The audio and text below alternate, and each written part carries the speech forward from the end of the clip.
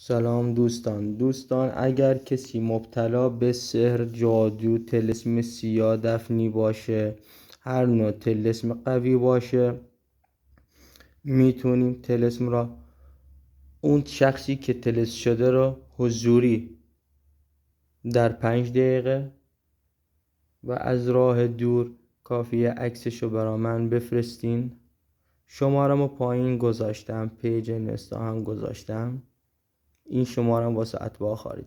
و اگر طلسم رضایت خانواده، زبان بند و طلسم‌های دیگر، سوفلی، یهودی، صبی، تضمینی، من در خدمت هستم.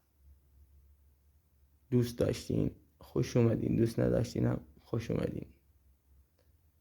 زنگوله رو بزنید، پیج من دنبال کنید، قرار کلیپ‌های خیلی خوبم براتون بذارم از کارهایی که انجام میدم.